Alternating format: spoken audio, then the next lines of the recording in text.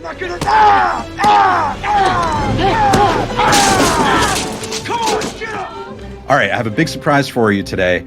We're going to have a discussion with someone who I bet you all know, Stryfe the Warrior. Stryfe, welcome. Welcome to this discussion today.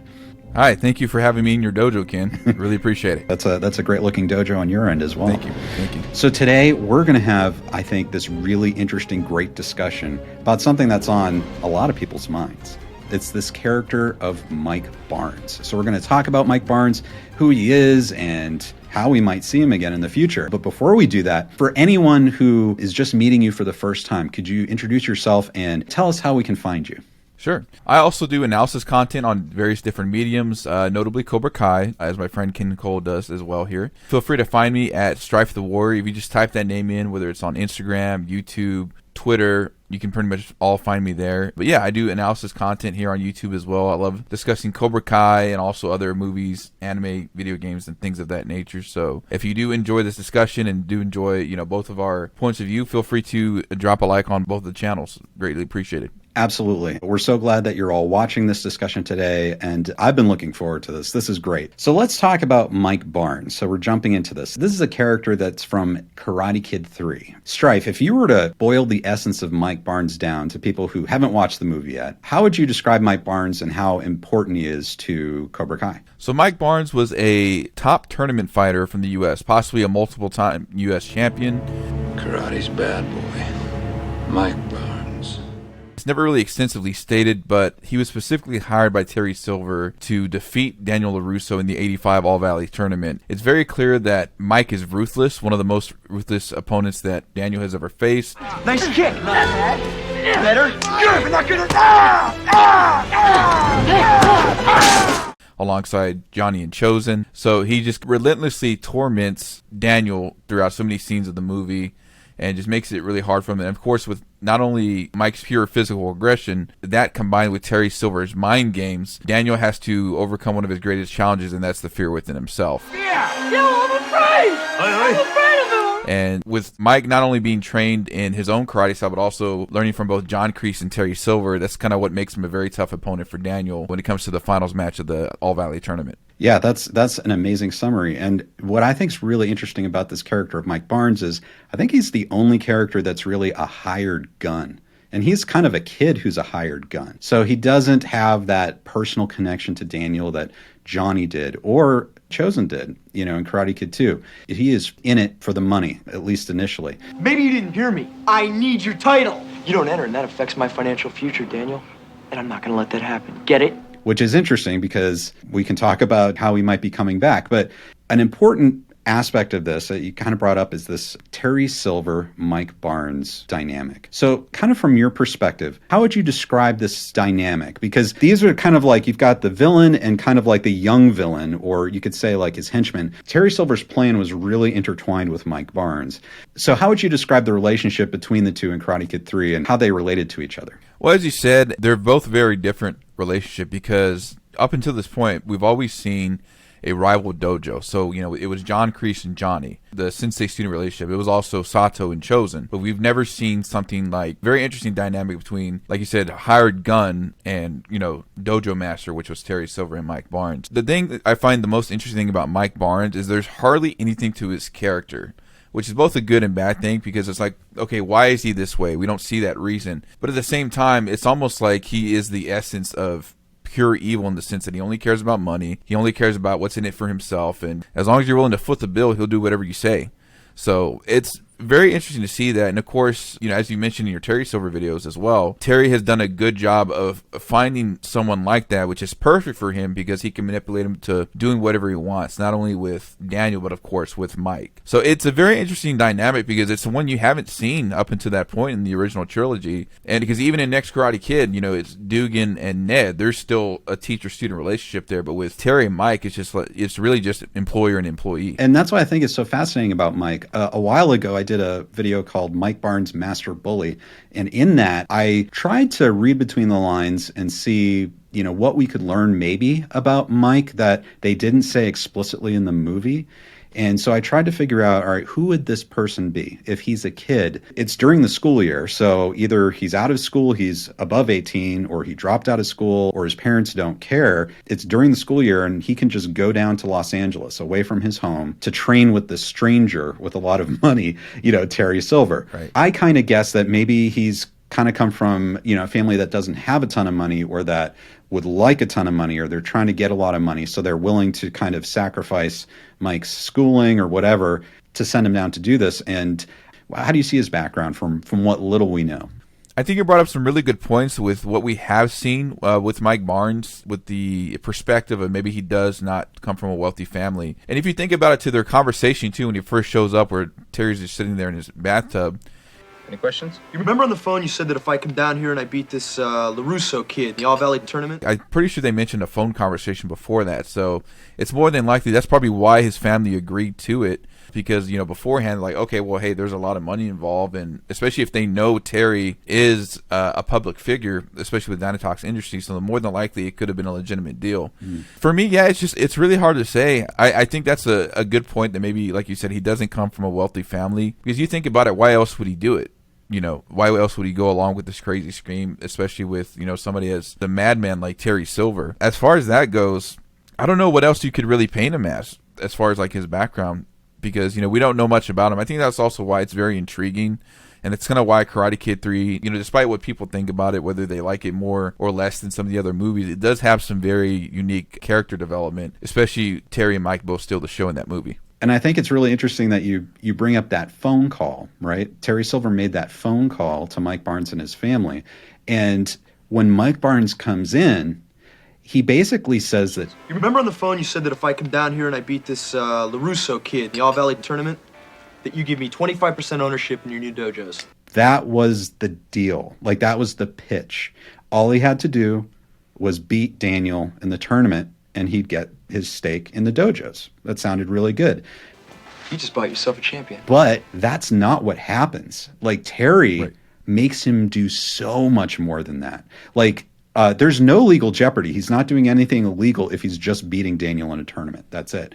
But when Daniel refuses to compete in the tournament, Mike Barnes has to muscle him, has to coerce him, has to bully him and threaten him and steal the bonsai trees and almost kill him and Jessica to get Daniel to sign up to compete in the tournament. So I don't know. What do you think of that? It's sort of like a bait and switch where Terry kind of gets him in the door, but then really pushes him. I guess it could be either that, or Mike could be just doing it out of pure enjoyment.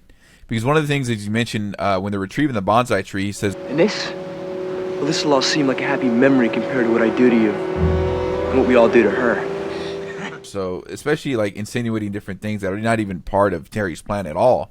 Could be just like he, just really just enjoys causing misery for other people. And that's also why he has a nickname called Karate's Bad Boy way before he even steps foot into the All Valley. He's known as a tournament terror. So, you have like these pro athletes, for example, that are known for, their vicious reputation, maybe like some NFL legends, or of course, like, Mike Tyson, notable example for always going in for the KO early on. So Mike was clearly almost ascending to that kind of reputation. So, when you see somebody like that in that field, whether it's a boxing ring or a baseball diamond or a football field, sometimes their personality is just who they are out on the field, dialed up to 11. The same thing could be said about pro wrestlers too, because they go in with that personality, and sometimes it's just an extension of that character. I think you're right, though. It could be the other way, to where like Terry's like, no, hey, yes, I'll pay you, but you're not going to get this that easy. You're going to have to work for that money's worth too.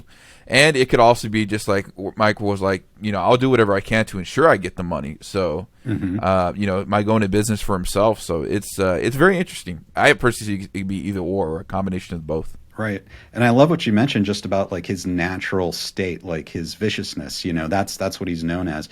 Because you see him go after Daniel and Jessica.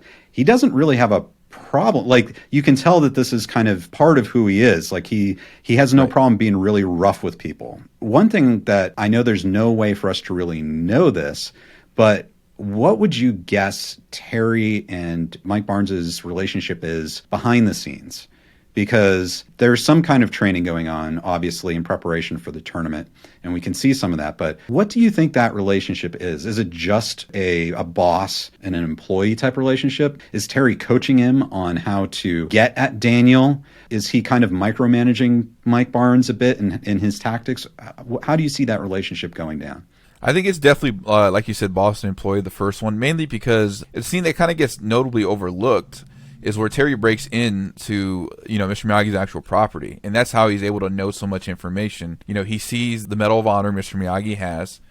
He also sees, the tournament flyer, and not to mention the flyers that they made for the bonsai shop. So it's obviously that he picked all these key points to attack him from all different angles, where it was, put on the facade of saying, hey, sorry, that my war buddy caused so much chaos. He's able to use that facade and feign respect to Mr. Miyagi. And, of course, sending Mike there multiple times to harass Daniel because, how else Mike would have gotten that information unless it was from Terry Silver himself. And, then, of course, the application to sign up for the tournament, that's kind of why he put out that fire at the very end of that scene, to save that application. So it has to be Boston employee or, like you said, some form of micromanaging, because you think about it, Terry Silver was very direct and succinct attacks on all three of those fronts, the dojo, at their shop, and then, of course, at their house, breaking in and gathering that information. Yeah, I think you're right. There is that total control. Terry's the brains, and then Mike is the muscle when needed. What do you think about Mike Barnes and his potential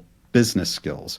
So we only see that maybe a little bit, at the beginning when he tries to negotiate with Terry. For me to do my absolute best, which is what I want to do for you, I'm afraid I'm going to need 50%. Terry eventually kind of agrees to that. Do you feel like Mike Barnes is a bright guy when it comes to business, or do you think he's naive when it comes to business? And where I'm going with this is, what kind of person do you think Mike Barnes could turn into later in life? I think it could be a mix of either business or street smarts, because as you mentioned, it could be just the fact he's not for a wealthy family. So when you see an opportunity like that, you're growing up hungry, you're going to take whatever opportunity that you can get, and you're going to press and press and press for more until you get what you want. Depending on how his life turns out, and hopefully we'll see him in season 5, he could be either very well off or could still do what he did in Karate Kid Part 3, where he was just a hired gun. I mean, he could be a mercenary for all we know. Anything's kind of pure speculation at this point. And I would imagine that given the very small intricate details that Cobra Kai takes from Karate Kid, that could be very well something that we see in his future. Is just that he takes whatever he has learned, from the events in 1985, albeit good or bad, and just use that for his own advantage. And that's something that we could definitely see, I think, in the future. That was one moment that really interested me, and I talked about in a couple of videos, is the All Valley tournament in 1985. We have Mike Barnes. It's basically this plan by Terry Silver. Remember the game plan. First you win a point, then you lose a point. Keep the score 0-0. Pulverize him for the full 3 minutes. Then in sudden death, you get the point, we win. He pulls that all off perfectly, and he's really done everything Terry's asked him to do very well. And it just comes down to sudden death, and he loses to Daniel in sudden death.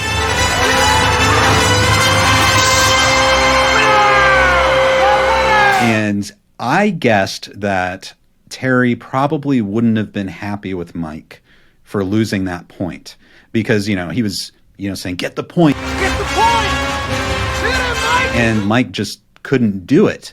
So my thought was, well, someone like Terry would probably be very angry at Mike for completely botching his perfectly laid out plans, at least for a time. Maybe they would have made up, but it's possible that Terry didn't pay Mike, or maybe he demanded money back that he had given to Mike. You get a weekly draw on a car.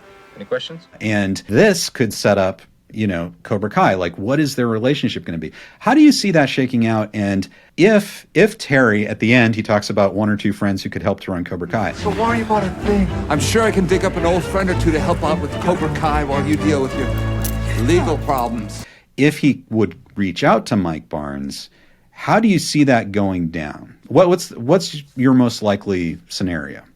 Well, first off, kind of like you said at the end of Karate Kid Part 3, even though it could be argued directly it was Mike's fault for not just going for the point and then falling into, Daniel's defense, at the same time, it was all Terry's idea. And in a way, I would say the Terry of 1985 would be the kind of guy to avoid responsibility and say, hey, you should have just done what I said.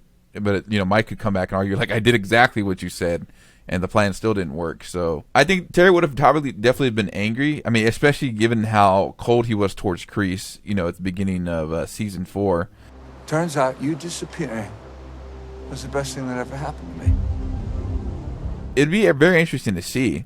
I think with Terry now, kind of going off the rails at the end of season 4, as we saw, I really don't see there would be a reason why he wouldn't reach out to Mike, that even though despite what happened in 1985, Terry also says in the middle of the season, I just want to make sure this time we win. So at least this Terry has now kind of grown up and accepted of like the mistakes that he did, do in the past. So, with Harry having all these resources at his advantage, both physical and, the skills that he possesses, he would have a huge advantage over Daniel to bring back somebody that he tormented, because in season 3, he still talks about his struggle with PTSD to this day to Sam, because he said he was like truly afraid of Mike Barnes. The thought of getting up again and facing that guy just scared the living daylights out of me. And whether that was because of Mike's aggression or Terry's mind games or both, it would still be a huge arsenal in Terry Silver's toolbox to bring Mike Barnes back from the dead and to face Daniel once again. Yeah, and I'm kind of wondering how it might shake out, because as far as Terry's concerned and Cobra Kai's concerned, Johnny and Daniel are done, right? Like, if the agreement's honored, they've got to go out of business. So, like, as far as Terry's concerned, Daniel should be out of business, right?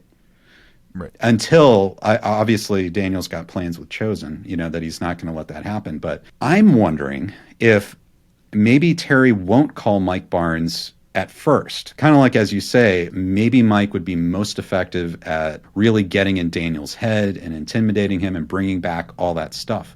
But if Terry doesn't feel the need to do that yet, and he just needs someone to like help run Cobra Kai, I don't know if he would call Mike Barnes first. I'm wondering if he might call Snake or Dennis. In Karate Kid 3, they were very loyal. They seemed to do everything Terry Silver wanted them to do. He had trusted them with all his kind of like dirty business for a long time. I'm wondering if we might see them come back before Mike Barnes. I don't know. What do you think? Do you think he would call Snake and Dennis back? Yeah, for a number of reasons, both within the film, within the Miyagi-verse and outside the Miyagi-verse. Number one, for those that don't know, Snake was played by John Avildsen's son, Jonathan, I believe. I don't see them not maintaining that close relationship, like with the Avildsens, because obviously he was directed all the Karate Kid movies, known for Rocky. There's huge legacy behind his name, and he was also the one that was sold on Pat Morita when nobody else was. All that information in mind, it would just make sense to bring Snake back in that role. Number two, depending on whether you consider this canon or not, as we've seen, Cobra Kai pays references to not only the Miyagi-verse, but, for example, the TV show with the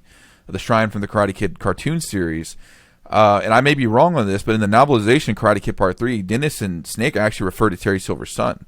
Like, Snake's last name is Silver, so he's called Snake Silver. So if they happen to tie that in somehow, maybe Snake is not Terry's son, but it would make sense, like you said, how loyal they were and whatnot, and maybe it just wasn't established in the film like it should, because as we've seen in like some novelizations based on movies or video games, they often keep the lore that was like written out of the final cuts. So that could be one reason that he's brought back. And number three, it would just kind of make sense. Obviously, Dennis, the person, William Christopher Ford, is actually a legitimate martial artist, and Karate Kid doesn't ever shy away from using legit martial artists, or Cobra Kai for that matter too, because you had Daryl Vidal, you had Pat Johnson, who actually was in, can't remember if it was Goju Ryu or Tang Soo Do, but that's obviously the fight coordinator. And then, of course, William Christopher Ford, and then Cobra Kai, I forget the actor's name, but Xander Stone was basically their version of Daryl Vidal, because the actor was also a legitimate stuntman and martial artist. So, it just makes sense to bring back them too, especially considering how in Karate Kid Part 2, the girl was just called Bell Ringer, like in the credits. But, Cobra Kai expanded on that and gave her actual name, Yuna, and a purpose where she repaid the favor for Daniel saving her life. So right. I think it's definitely possible. Another thing, though, too, is, if you look at Sean Kanan, he's the actor who plays Mike Barnes. He's also been, I think, on The Bold and the Beautiful. He's had like a major part. He's reprised his role this past fall, which is when season 5 was filming. So one question would be, would he have time to be in both? Like, is he going to have a big part? Because, soap operas are very demanding. They shoot every day. And so is he going to be in season 5? Or would they save him for season 6? Or will he have just be in 1 or 2 episodes in season 5? I don't know. What do you think of if Mike Barnes comes back in season 5? How big a part do you think he'll have? To answer your prior question about would he be in the season, I think it's possible because a season 3 interview that Cobra Kai Theory did with Robert Mark Kamen let slip that Terry Silver is confirmed for season 4 and 5. Right. So I would have to imagine if somehow Silver is defeated or whatever happens to him at the end of season 5, Mike Barnes has to still be part of that arc before they bring somebody else new in. It would just kind of make sense logistically. As you said, I think it could be a huge tool in Terry Silver's arsenal for Daniel, or he could even somehow redeem himself, which somehow be on the side of Daniel, Chosen, and Johnny. I think it would be cool though overall, no matter what direction they take him. It's just to give more depth to his character because he was one of the few villains that was just kind of almost one-dimensional. So it was really hard to see why was he that way, and that's what Cobra Kai has been very good about. The grays, not necessarily the black and white of each character, but the grays of okay, this is why he was that way. Like they did with Johnny, they did with Kreese and Chosen and Silver, Tori. The list goes on. Yeah, I think it's definitely possible for him to come back. If he came back in season 6, I wouldn't have a problem with that either. It's just kind of going for what information we do know so far. It would just make more sense for him to come back in season 5. Right. And I like what you say about he was a one-dimensional character in Karate Kid 3. I mean, there really wasn't much to him. We kind of talk, we're guessing at what his background might be. And right. And as you say, they're really good at fleshing out these characters in the Cobra Kai series. But that means with Mike Barnes, they could go really in a number of different directions. I mean, it just depends on what kind of dimension they want to give to him. And I don't know. For me, I think it would be very interesting if Mike Barnes somehow comes back. Maybe he's working with Terry initially or not, but I guess it depends on how they kind of parted. But if he did not get the money back in 85, and if Cobra Kai is now this franchise, Terry Silver's running it, it's a money-making machine. Mike Barnes, he may want that. He may feel like he earned money, like he's owed something. And so it'd be interesting if that somehow conflicts with Terry Silver, and who knows, maybe he's super skilled. Maybe he's been fighting all his life. He might be at a level that challenges or even bests Terry Silver too. And so it'd be interesting if, I don't know, if he created a little bit of danger for Terry, physically too. They could go in any direction. It could be a lot of fun, I think. I don't know. Do you have any thoughts on what might happen? Yeah, I can't see him not, unless they have a certain reason why they take his arc in a different direction. I can't see him not being a renowned fighter in the future, in season 5 or whichever season they bring him in. Because as you said, the evidence is there that he's been fighting all of his life because he has a national reputation as karate's bad boy or the tournament terror. So you don't get a reputation like that unless you're really renowned for your skills. And I can't remember the opponent's name, but even at the start of what we do see in the tournament in 85 in Karate Kid Part 3, he easily takes down his opponent in what we assume to be a clean sweep. It's not necessarily that he was even that bad of a fighter because he was able to easily strike opponents on Daniel. Even Daniel was unable to block some of his combinations and still get hit by him. So it would really be cool to see him to continue fighting. And I would imagine that would just make the most sense, is that maybe he not even necessarily kept fighting officially, but maybe he did some kind of underground fighting. We couldn't really put it past his character to not do that anyway, because as we kind of discussed already, he's just dangerous, and his aggression would fit so well. I wouldn't even be surprised if they gave him an MMA background, and that would be interesting to see too, just to have put him in put somebody in an armbar or something. So right. And I was thinking about too is, if I'm right, correct me if I'm wrong, I think Mike Barnes was undefeated before the All Valley tournament in 85, I think. And so Daniel LaRusso maybe ruined his undefeated streak and maybe negatively impacted his immediate future business prospects in terms if he was going to do that as a career. I don't know if did the bad boy thing work after Daniel kind of beat him with kata? I don't know. Did that mess with his name? I don't know. He basically he could have a number of kind of issues with the whole Daniel Terry Silver situation. I don't know. That could be pretty interesting. Right. Yeah. I can't remember if he was undefeated or not. I would imagine though very few losses, given his reputation of either being karate's bad boy and or the tournament terror. So as we saw like I said before, clean sweep against the prior opponent in the semifinals. To his credit, Daniel wasn't even able to land a point at all until the very last moment. And even then, like, it wasn't even that like Daniel even went into the match afraid either. It just kind of caught up to him. But as I said before, like Mike was really doing some combinations that Daniel could even dodge all the way. Like there was like he would slip up and then just get hit. So yeah, I definitely think that it'd be interesting to see how he plays out now in season 5. Hopefully, if we see him then. We've kind of looked at this character. We've given some predictions. What are your hopes for Mike Barnes going forward? I definitely want to see this kind of a crazy dream match. I would love to see him either fight Chosen or Johnny. I would love to see him even fight Silver if that was like an option too. I feel like hopefully we'll see some kind of dream matchup. Mike versus Chosen would be interesting to see too, and they would kind of put that discussion to rest. Overall, I just want to see his character develop. Whatever, I have faith, whatever direction they take with it, it's going to be good. I've had very minimal complaints about really any character's arc that they've done so far, both old and new. I'm just excited to see how his future plays out. Yeah, absolutely. And I agree with you. Those matchups would be fantastic. I'm personally am hoping for a Mike Barnes Terry Silver matchup at some point. Oh, yeah. I think that could be amazing. But I know I'm really looking forward to Mike Barnes coming back. And I don't know how big his part would be if he comes back in season 5. But I hope that when they bring him back, maybe it would be similar to how they brought back Terry Silver. That it would be for a lot of episodes. He wouldn't be just like in 1 or 2 episodes, because they did that. Chosen so far, he's only been in it for, what was it, a couple episodes. He'll be back again more now, but I hope if they bring him back, it's in a way that really expands on his character, like you said.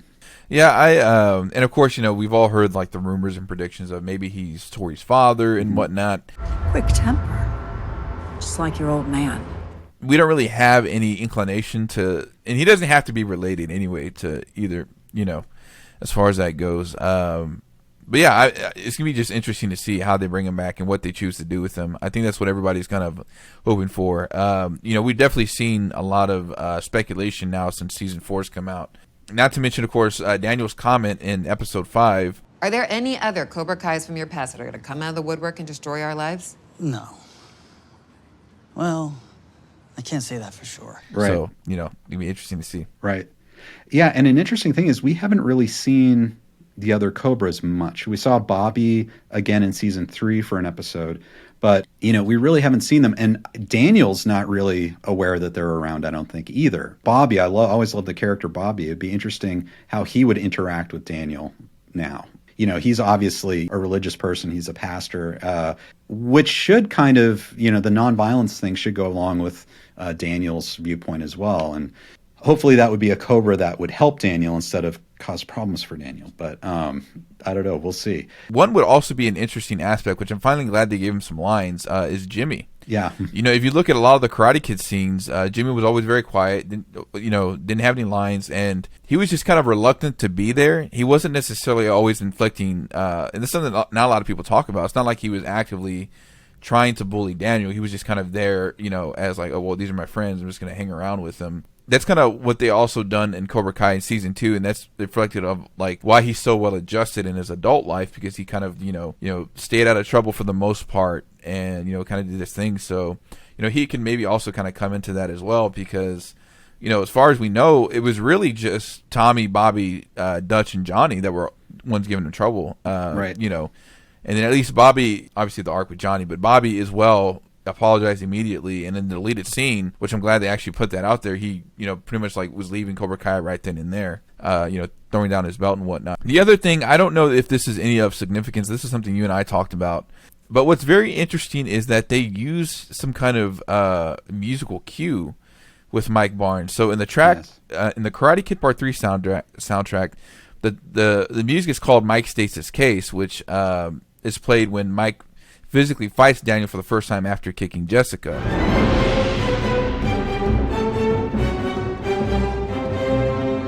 And what's very interesting is they use the same musical leitmotif from a track titled No Mercy, which you only hear part of it when Kreese tells Johnny no mercy, sweep the leg. But if you actually listen to that,